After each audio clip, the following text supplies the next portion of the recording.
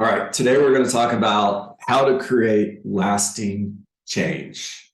There's three strategies that I'm going to want you to follow. We'll just call them three elementary principles of change. And those are raise your standards, write it down. Change your limiting beliefs. Please write that down. And then lastly, change your strategy. All right, so let's go back to the beginning. For changes to be of any true value, they've got to be lasting and consistent. We've all made changes in our life. We've made changes that last for a little while, and then we go back to the same old bad habits, and they don't have the lasting effect because the change is not lasting and it's not consistent. Now, we have all experienced change for a moment, only to feel let down and disappointed in the end. There are three elementary principles of change that you and I can use immediately to change our lives. Number one, raise your standards. Anytime you sincerely want to make a change, the first thing you must do is to raise your standards. Start with changing what you demand of yourself. Write down all of the things you will no longer accept in your life. Make a list of all of the things that you will no longer accept in your life, of all of the things you will no longer tolerate, and all of the things that you aspire to become. So what are you no longer going to accept? What are you no longer going to tolerate? And what do you aspire to become?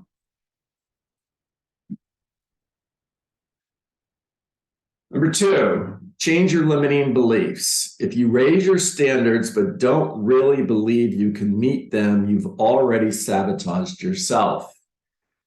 If you've set out on a journey to become the new you and you've raised your standards and you've created a picture of who this person is going to be, which you're no longer going to tolerate, which you're no longer going to allow in your life, but you don't really truly believe that you can achieve it, you failed before you began because your belief is that I can't do this, so I'm really not going to make 100% effort to make the change.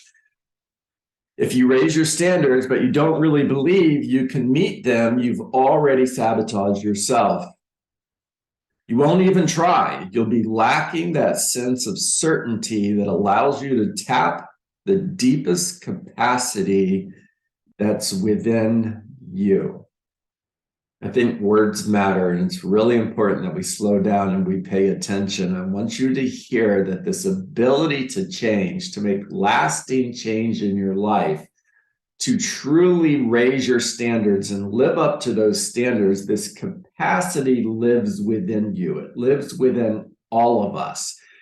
No one can say that I can't change, I can't be different. This is who I am. It's like the movie. This is as good as it gets. No, it's not true. It gets better, and the ability to get better, be better, do better, all exist within you. It exists within all of us. And side note, it's never too late to make that change. Don't accept the belief, well, this is who I am. This is who I've always been. This is just who, I'm too old to make changes. Like, you can't teach old dogs new tricks. Yes, you can. Our beliefs are like unquestioned commands.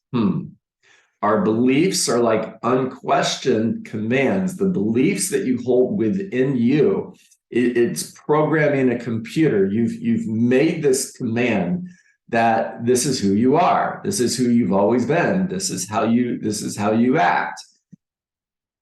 They're unquestioned commands telling us how things are, what's possible and what's impossible, what we can and we cannot do. They shape every action, every thought, and every feeling that we experience.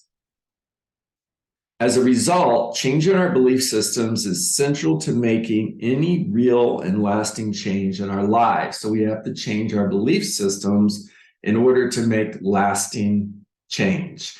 How you look at things, change the way you look at things. The things you look at change. What you focus on expands. What's the mental image that you get when you vision who you are and what you're capable of? What's your limiting beliefs around that thought process? So, for example, there's this thing called a financial thermostat. A financial thermostat, it's like the air conditioner inside your house. It's a thermostat that you set on 72 degrees. So if the air temperature goes above 72 degrees, the AC kicks on and it brings the air back down to 72 degrees. Well, you have a financial thermostat that says, I'm comfortable earning this amount of money. Excuse me. However, when I get above that, it's like a magnet that drags me back down. It's a thermostat that kicks in and says, this is new territory. Not only is this new territory, it's new territory that you don't belong. How many of you can vision yourselves making $1 million a year? How many of you can vision yourselves netting $1 million a year? How many of you can envision yourselves giving away $1 million a year? Does that make you uncomfortable? Does your immediate self-talk kick in and say, well, so-and-so can do that, but not me? Why not? All right. Third strategy is the third strategy is change your strategy. The third principle is to change your strategy. In order to keep your commitment, you need the best strategies for achieving results. What are your strategies? The best strategy in almost any case is to find a role model. Modeling is the key to success. Find a role model, someone who's already getting the results you want, and then tap into their knowledge. Learn what they are doing. Please write that down. Learn what they are doing. However, you're not only going to learn what they do. So many people, when they're talking to someone who's successful, they'll ask them, well, tell me what you do. What did you do in order to get the results that you got? It's a good question, but it's not the only question. You also need to know, what are their core beliefs? What are their core beliefs? One of my core beliefs is anything is possible. Everything is possible. Another one of my core beliefs is success is a choice. So is failure. Then why do so many people choose failure? One of my core beliefs is that success is not the result of how many hours you work. Success is the result of how much focus and energy you put into that time. Oh, then you'll get people who say, well, I just can't focus. Well, there you go. There's a limiting belief that's holding you back. Yes, you can. You're absolutely focused. You're just focused on the wrong things. So what are their core beliefs? And how do they think? So important. Ask someone really successful, how do you respond to failure? If you could give a teenager advice, what would be the best advice that you would give to a teenager? What's the last thing you do before you go to bed at night? What's the first thing you do when you wake up in the morning? What are you doing in order to grow personally? Do you have a personal growth plan? What does that look like? How many books are you reading? What are you reading? If you were to recommend one book to someone that they should read, what would that one book be? Why?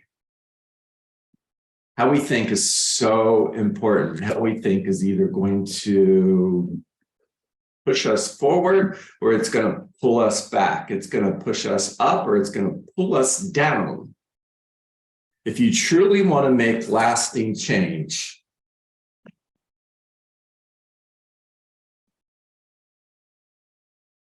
raise your standards. Now, you've listened to me long enough that you probably think immediately when I say raise your standards, I mean, I'm saying raise the number of conversations you have every day in lead generation, raise the number of appointments you're going on, all of those things, standards. Yeah, true, but that's not the conversation today. Standards are, what do you accept in your life? What will you no longer accept in your life? What do you tolerate in your life? What will you no longer tolerate in your life? Live to a higher standard. Number two, change your limiting beliefs. What beliefs are holding you back? Eliminate those limiting beliefs. For every limiting belief you have, write a positive affirmation. And when you find yourself having that limiting belief, I want you to say, literally out loud, stop, erase, replace. And then I want you to say out loud with enthusiasm the positive affirmation that you've written to eliminate that limiting belief. And then number three, change your strategy. You want to make lasting change in your life? There it is. 3-step process. All right. Short, to the point, and on topic for the day. Talk to me.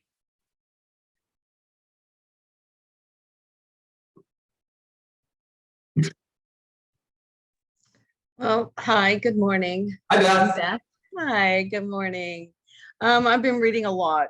Got lots of books since we spoke, and just something stood out to me, and I've written it down several times in this book, so I must have really loved it. It says, once you try and achieve one thing you thought might not be possible, it becomes easier and easier for you to see the impossible and then achieve it.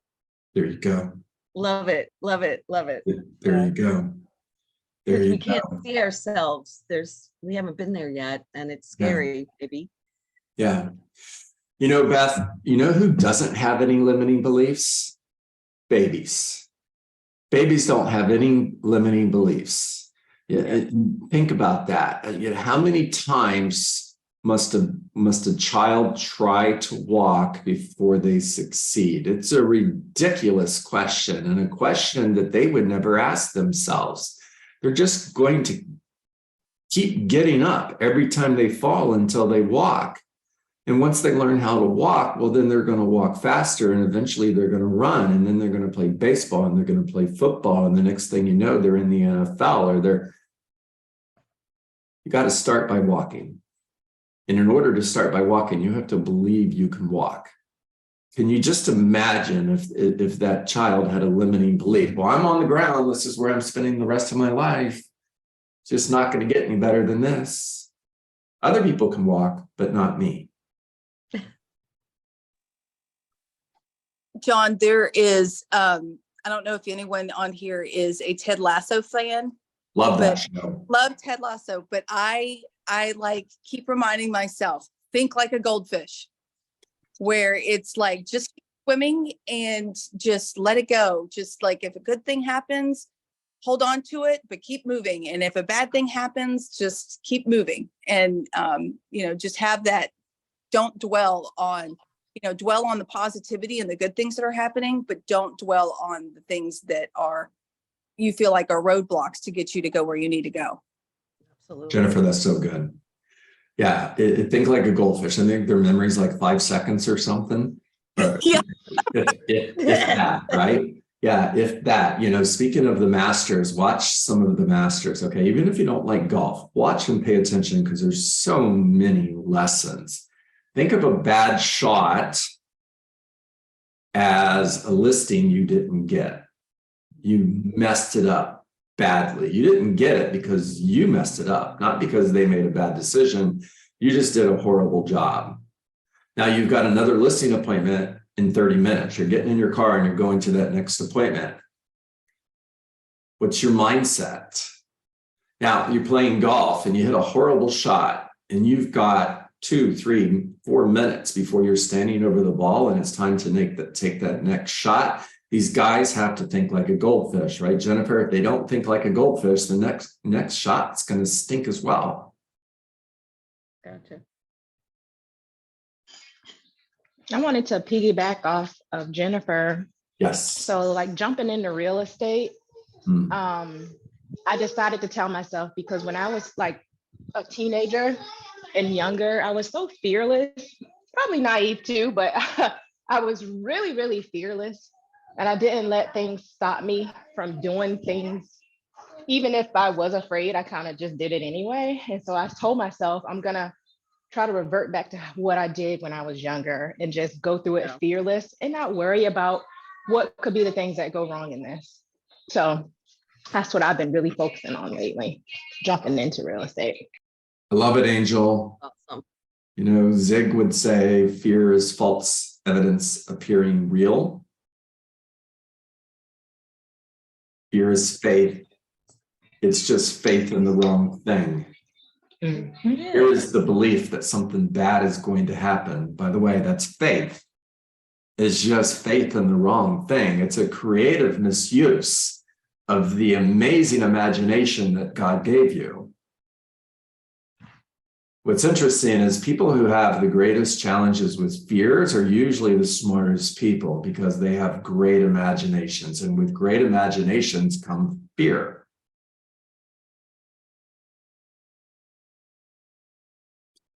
So I'll leave you with this when it comes to fear. Stay in your headlights. Stay in your headlights. Oh, I've got two I want to give you. Never mind, there's one more. So stay in your headlights. Stay in your headlights simply means when you're driving through the dark desert in the middle of the night and you get out of your car and you get outside that headlights into the desert where you can't see it. It gets really, really scary. And you start hearing all of these what ifs. What if I walk off a cliff? What if a rattlesnake bites me? It's scary. Get back in your headlights and deal with what you can see. Only deal with what you can see and don't worry about all the other stuff that is out there in the dark, scary desert. Here's another way of looking at fear. Fear and faith, light and dark. When you walk into a dark room in the middle of the night and you turn on a light, what happens? It's light immediately. It never stays dark. Light always beats dark. It always have, it always will. When the sun comes up in the morning, it's light. It never stays dark. Darkness runs and hides when light shows up. Fear runs and hides when faith shows up. All right, think about that. Make it a great day. Happy Passover, happy Easter. I will see everybody Monday morning. Thank Thank you. Happy Thanks, Easter. John. All Thank you, right, John. guys, go get Thank them. you. man. Happy Easter. You got it. See you today. Yes, I'm working. Lonnie, you're on my schedule. Okay. Bye.